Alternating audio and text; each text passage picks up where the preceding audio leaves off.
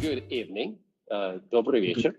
I have a pleasure having here Mang'unyi Elvis, a long-time friend from Africa and the director and the manager of one of the leading African companies responsible for the online events. Next time, properly, we will do this on the platform that you guys are doing, not the Microsoft Teams.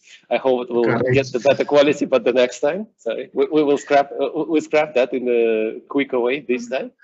And the goal of this discussion is going to be about the fatherhood, not the IT story. Most of our history is about IT, but let's skip it for now and let's talk about the most important and long-lasting mission of ours as a fathers, right? Pleasure seeing you, Ben. Yes. And with that, a quick question to start with. Tell us a little bit more about your history as a father. So I saw the picture of amazing girl, but tell us a little bit more.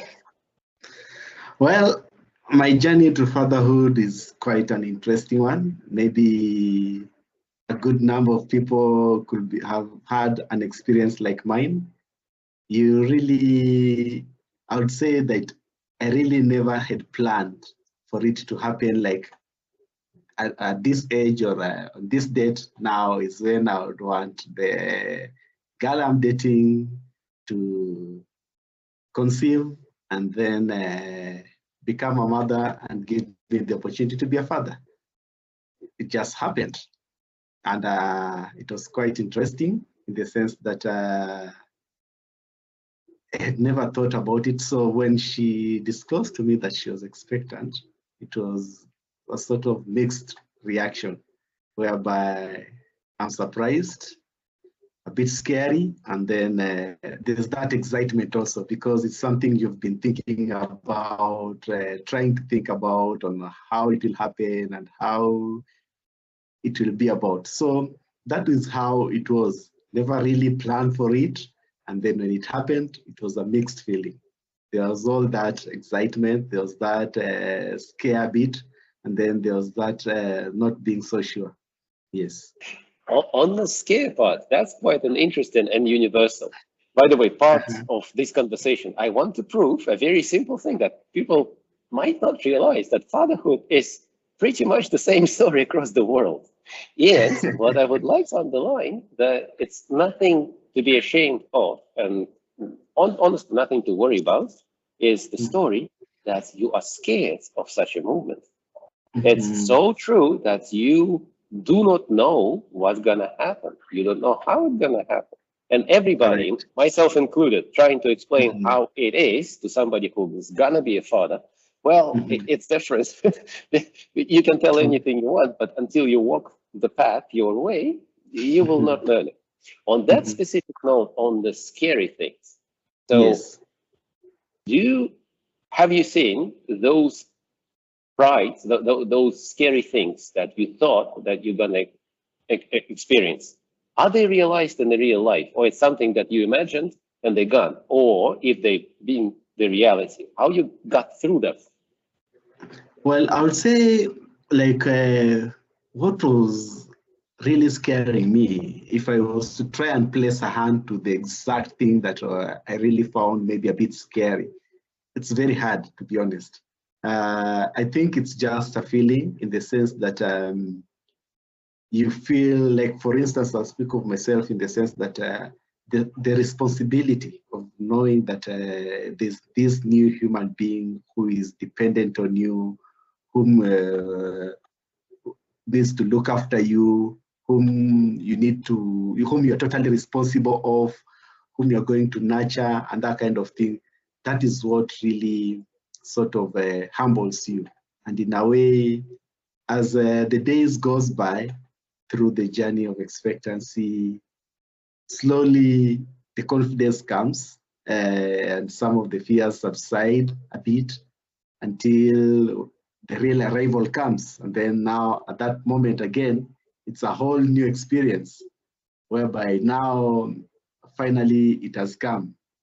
So the excitement, the joy that comes with it, and again, a new challenge comes. So on now the real journey of taking care of an infant now up to whatever it will be. So it starts as a continuous journey. But what I'll say in a nutshell is that the fears that you had at the start, like for instance, in my case, they sort of subsidize and sort of go down with time. And then you realize probably there isn't much that you should be scared of. Probably there's more to look forward to and to enjoy the moment, because in a lot, life changes and it changes you. Your perspective on and priorities totally change. And nobody tells you this, it just happens. You don't even plan it, you just find it changing. It's like growth, a new growth that comes. You put it in a beautiful way.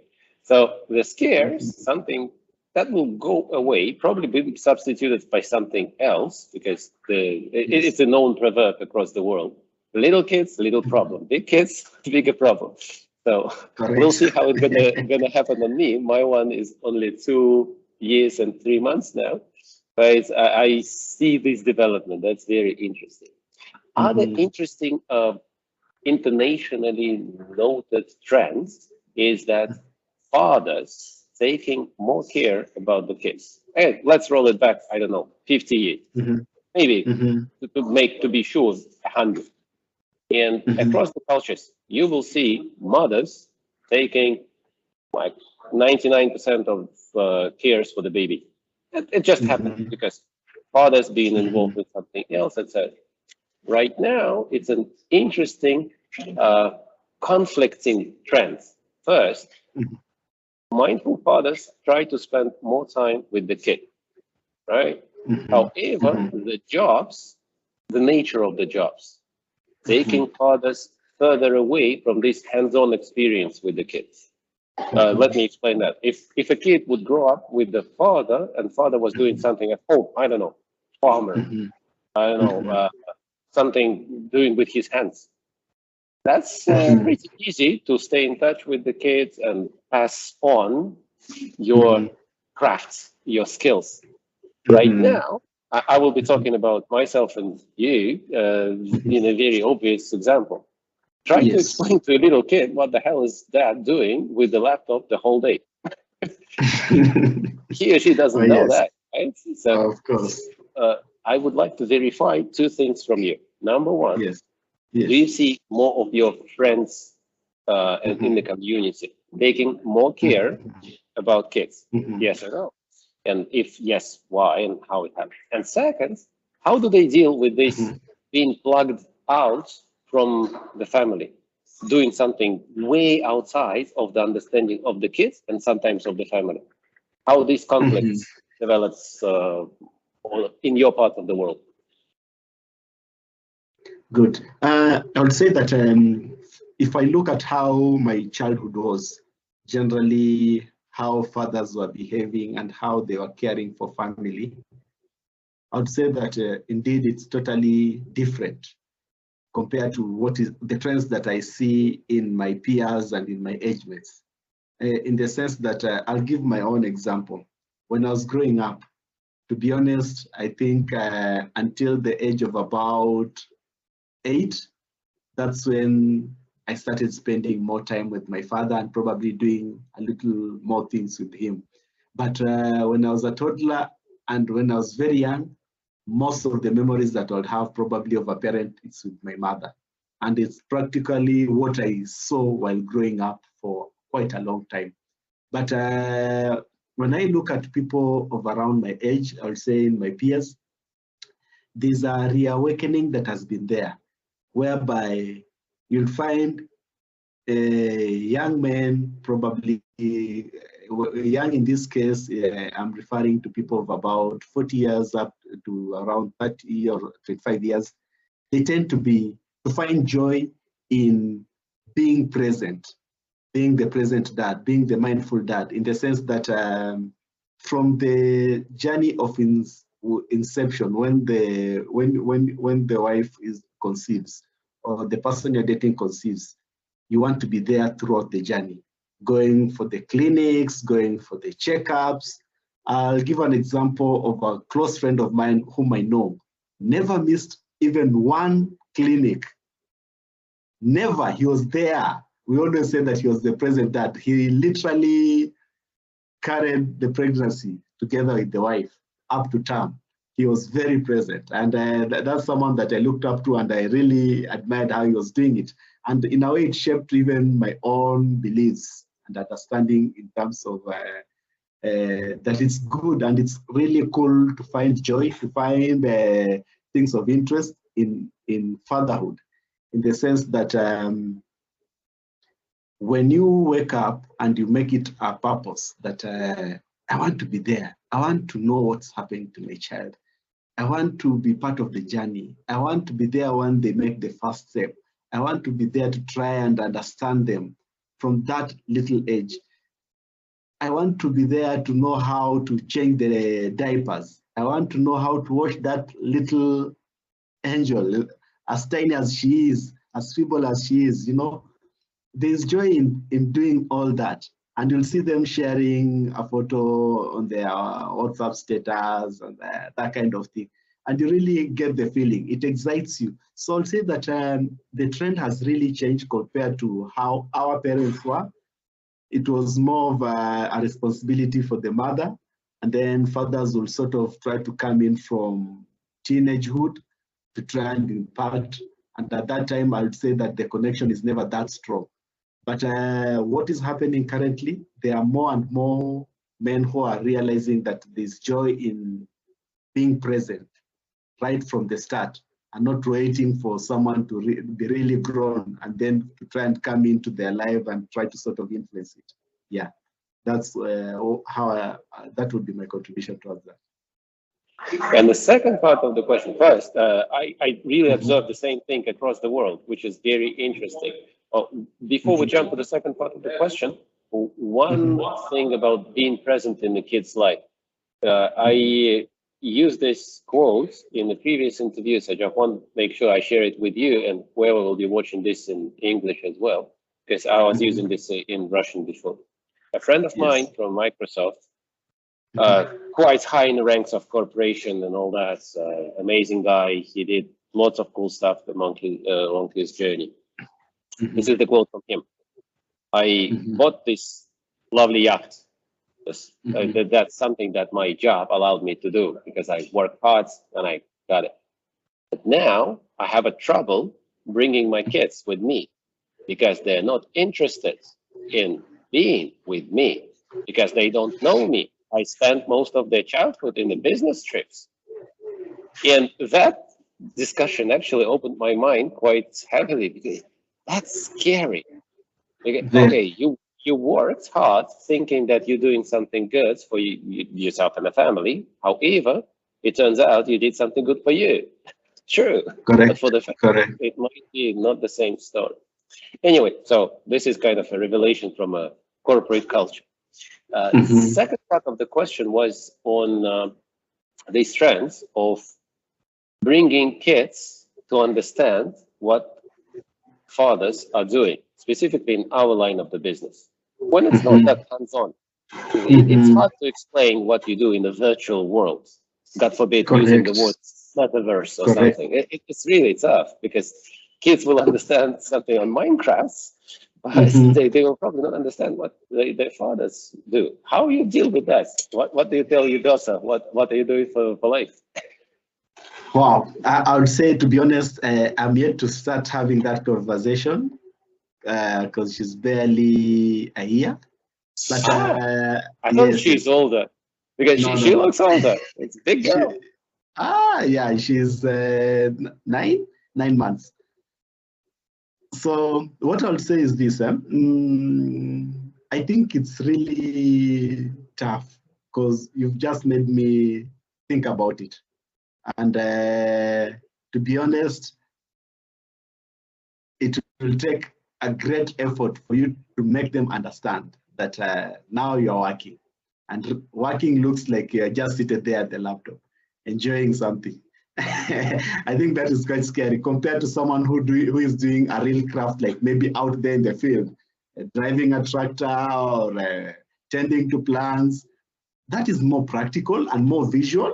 So someone can easily be like, yeah, that's work. But if you are seated there behind the desk and you are very silent, just typing away, and probably with your headphones on in this era of virtual meetings, I think that would be quite hard. And I'll say that is a challenge now for us as this generation of fathers and who want to be present. That should be a challenge on us to try and really involve them and make them understand that when I'm seated probably at this desk, that's my work area. Then I need that time to try and concentrate and do something there. But if it's possible, try and involve them if it's something that you can work. For instance, like my case, I could be seated there and I'm editing my photos. And then she's looking there, looking at what I'm doing in a way. As long as she's not interfering, I think that's something that she could easily follow. But if I'm working on a document, on a spreadsheet, probably that will be boring. There wouldn't be something interesting for them to follow, something like that. Yeah. I will have an open suggestion for you. Once you will be thinking how to explain it to your daughter, because again, and again, this is an international issue. Yes. I have my friends in Russia, I have my friends in Europe, I have my friends here in Middle East. They do have pretty much the same story. We start finding something that might be interesting to do as a, I don't know, a flash mob. How to do something together with the kids in this online space without doing some obvious things, I don't know, like playing together with the online game. First, I will be completely open for any ideas of yours. Maybe that will come because you will be thinking fresh and from a fresh start about that. Second, whenever the thoughts will be gathered from the community of the mindful fathers, I will definitely share it with you. And if we will be able to launch something globally, man, it can be a big deal because it seems like it's a pain. It's a big pain. Switching gears just a little bit, because that's something that I would like to explore with you as a proper Kenyan, right? As the person who inherits quite an interesting history of the country itself. One of the thoughts that I put in a book, and I strongly believe in this, that you need to cautiously and mindfully select what to pass on to the next generation. Because the tricky part here, whatever made you as you, or me as Rana, it happened because of the country's culture. It happened because of quite a few things that been there. Not all of them were good. Not all of them. Like the father not being there as much as they could, as he could, or maybe something else, like, I don't know, cultural things. I will give you an example. Something that sparked my desire to talk to you right away was this photo that you shared on the Facebook with the little girl of yours, saying that, and some kids, some girls being exchanged for cows, and cattle. Which, to be as harsh as it is, it's something that came in the culture of many countries. Correct. Some earlier, some later. But again, something that shaped us should stay. Something that doesn't belong to this world anymore should go. Correct. What do you see as the most important things from your culture to preserve? Something that you are, as a father, completely proud of, saying, okay, these are contemporary cool trends, but I'm not going to change these parts. I'm gonna preserve that intentionally. And second, can you give us an example, maybe less obvious, like this exchange for a cow, but something that definitely must go, something that is still in the practice, but something that should be reconsidered? Does it have to be connected to fatherhood or just generally?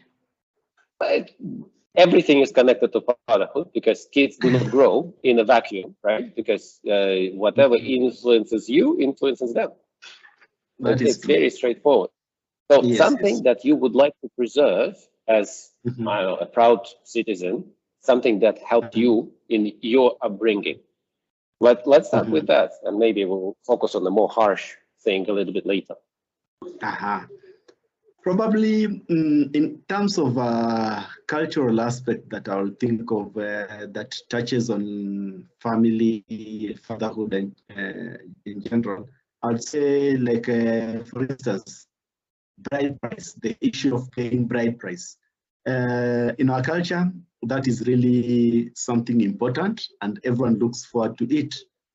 And actually it's a community thing whereby if I don't do it, my mother will call me and ask me, when are you planning to do this? My brother will ask me, when are we going to my in-laws' place? My family will ask me. So it's something that is expected.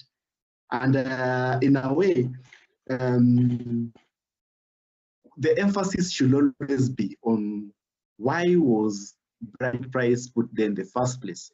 It's not really an opportunity for the bride's family to exploit the husband to be and maybe ask for so much. No, no, no.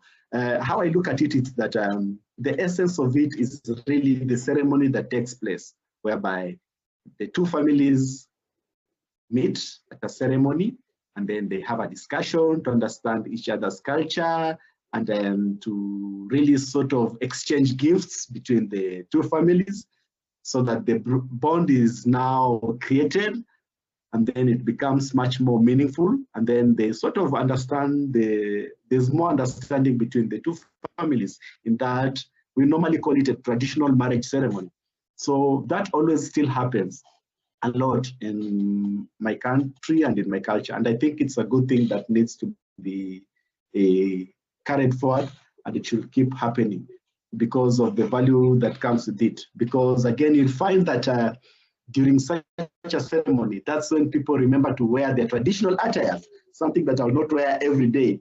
And then our traditional music is played dominantly. And then people go out of their way to prepare those unique traditional meals again. So it's a way of preserving culture, which is a really cool thing because that's when you're always assured that you'll find some of the best meals that you'll not eat in the city every other day. Traditional brew, a traditional attire. So people always make it a thoughtful event. They take time to really go and look for the unique things that are never always in the mainstream life, which I think is a good way of preserving culture. Yeah. Awesome. And it means, how I read this, correct me if I'm wrong, if you follow this just because of the tradition, it doesn't make a lot of sense because some of this, I mean, it's really old, but when you do it meaningfully from the bottom of your heart, for the spirits of this, rather than for the, ticking of the box, correct, then it makes sense. Then, so keeping this and living through this, putting your heart into this, then it makes a big difference rather than, I will bring you an example. Sorry for jumping in with some other culture example, but it probably will be interesting for you as well.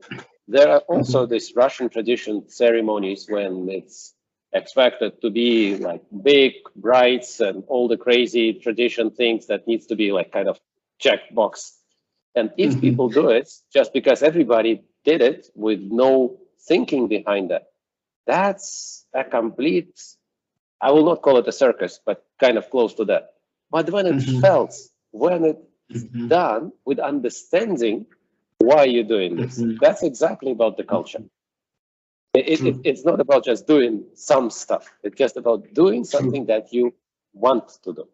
Okay. So that brings us to the intention. Yes, the intention is everything. And then the second question, which is the harder one, is something that you need to really think: does it belong in the future of our cultures? Does it supposed to go in? Yes. I will share with you something openly from my side, and then you will think maybe something on your part of the world, how it works there.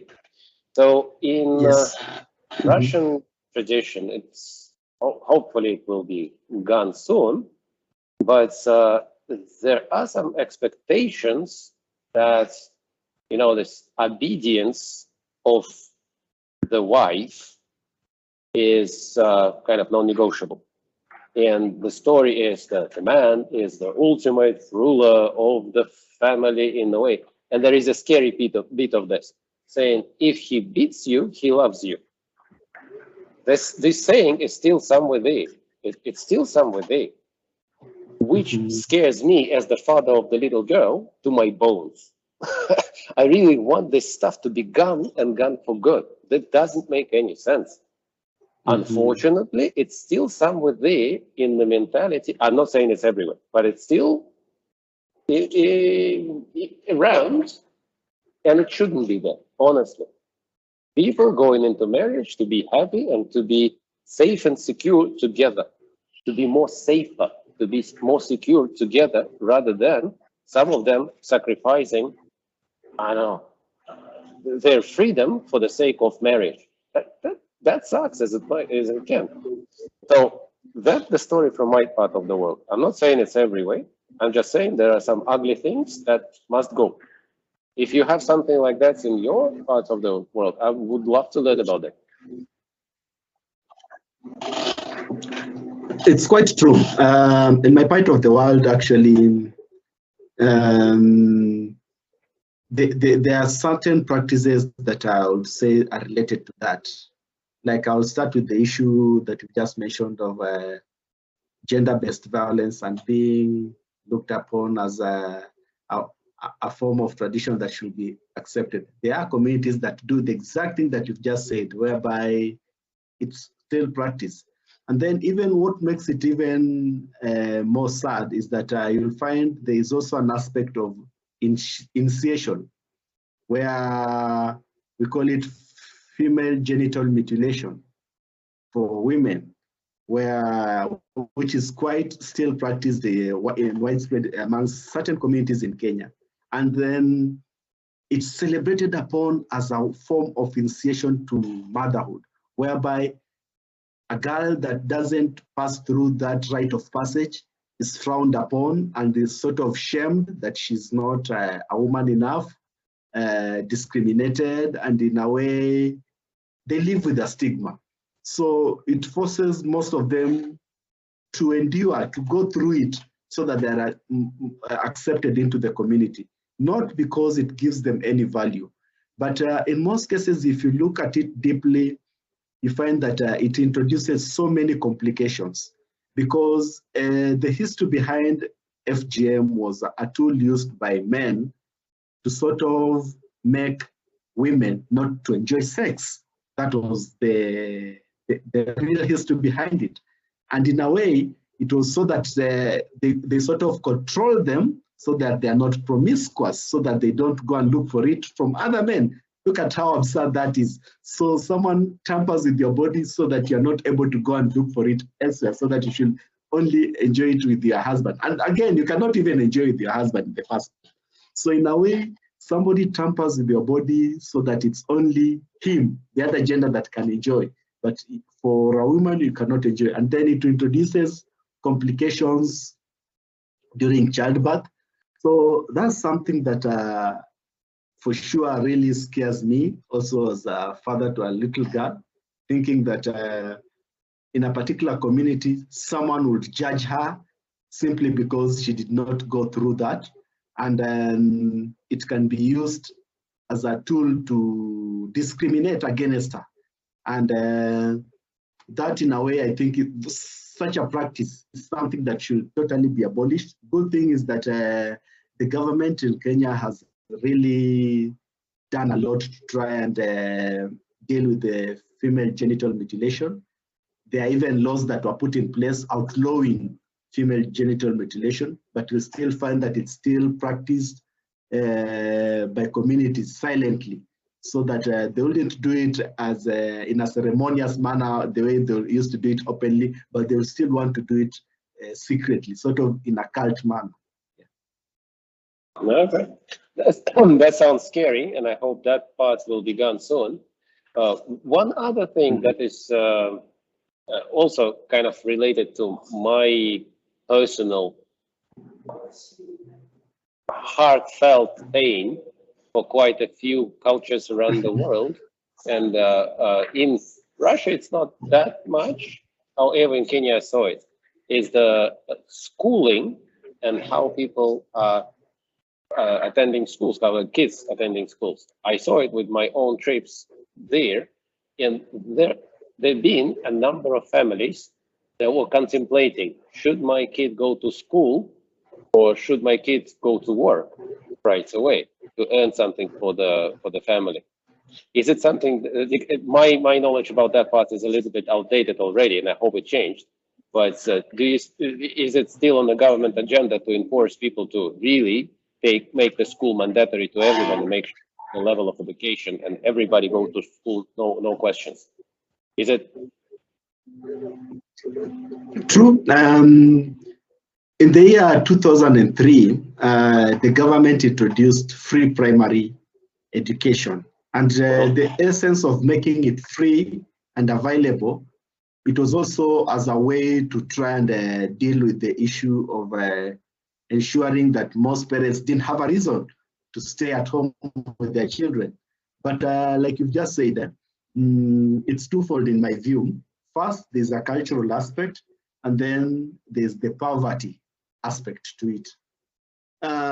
Cultural in the sense that there are certain cultures that up to date, they still frown upon education, formal education as a means to livelihood. There are people who still believe that in this day and age, number one, what is important is to have as many cattle as possible so that you have many animals, the more cows, the more. So if you have your children, they're better off looking after their animals and ensuring that the herds keep growing bigger and bigger. That is a cultural aspect. That's a challenge at that level. The second aspect that I'll say is more driven by also poverty. As you know, Kenya being an African country, the poverty levels are still quite high. And then most families are always tempted to try and sort of look for ways in which they can make an extra coin, even if it means putting their children in a situation whereby they have to go and earn some money. So you'll find children who are underage being employed as domestic workers, being employed as farm hands. And in a way, again, that is against the laws of the country. But again, like I just said, you still find it happening because vigilance and sort of compliance with the law is quite low. The law is there written, but enforcement is an issue because in most cases, this child will be brought and you would think it's she or he is staying with the relative and he has gone for an education, but in actual sense, she's being exploited for her labor, cheap labor. And then the person who is receiving the pay, it's the parents back at home, not even the child who is doing the actual work. So in a way, that's quite terrible. And it's a challenge that still exists in our country. And I guess you mentioned this completely right to the point. The laws are there, but what takes it to really do it, it's not even about enforcement. It's about the mindsets, and the more mindful fathers we will have around, the more it will, those nasty things, whatever nasty things we talked about, the more most of them will be eradicated because people will start thinking about the future of their kids, not as the future of, I don't know, not like an insurance for themselves. It's something way more, Correct. Really passing something to the new generation. Anyway, so on this topic of passing something to the new generation, it's one of my favorite questions on the interviews. It's the question about the paradox of the speed of sound. You know, the speed of sound is a very interesting topic because your parents telling you something when you're 14 and you start understand this when you're kind of close to 40. Well, that's the story. I would love to learn if there are anything that's being told to you specifically from your parents, maybe from father, that you start to realize as, okay, seems to, apparently it is closer to truth than I thought. Any of those things happened in your life? Maybe one in particular. There's one it is a phrase that he always used when he was high, when he's sober, or when he's not sober, when he had taken a drink and he would come home, and then my mother would be issuing orders and complaining and sort of things like that. He would look at us and make this statement, the power of the home is in the woman. Don't ever lie to yourself that you're the head of the house. And in actual sense, looking at it up to where I am today, yes, we might always tell ourselves that we men, we are powerful, we are strong, and the head of the family, and everything else. But the truth of the matter is, the people who really make homes, the people who really make it happen, the people who influence, and the real, I'll call it the deep state of the home, the family, it's actually the woman. That's something that I keep seeing, and I keep remembering the words of my father in a way. Well, I do hope from the bottom of my heart that our girls grown up will remember something like that without a drunk father coming back home and telling this to them, that they will just know it because they can really see it in their families.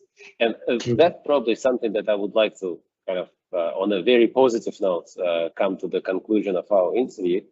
Something that was revealed on a previous episode with a few other discussions is about the most important thing for the kid is ability to observe some great examples. Technically, you cannot teach the kids. You can only show them, and then they will probably copy. And unfortunately or fortunately, they will copy everything, and good or bad, that will just go there. Our goal here is to ensure that they have something good to copy. And in case of our situations in our family, I strongly believe that for the little girls, it's extremely important to see what it is to be a loved woman, to be a loved wife, truly and wholeheartedly loved. Other interesting, we will switch to science just a bit. Apparently, John Medina, the guy who wrote Brain Rules for Babies, one of the most awesome books, by the way, I will put this in the comments for this interview. The book has many interesting neuroscience stories about that. But one thing that he is putting very straightforward, saying, if you want your kids to go to college, to be successful in life, etc., first thing that you do, you go back home and love your wife. Because that thing empowers quite a few interesting triggers within the kids, and most importantly, gives them the strength to look something based on a good example that they got, to search for something like that in the future. So I wholeheartedly wish you, the family all up, and your little ones to really enjoy it that way in life. Great. Thank you so much, Mang'unyi. Much appreciated your time, and hopefully we'll catch up somewhere offline. And even online next time on the proper mingling platform that you guys have. Thank you so much for having thought of having me here to share my story with you. And I look forward to watching the video and to follow more work on this. I would also want to see what other fathers have to say about this. You got them. Thank you so much. Have a good one. Bye.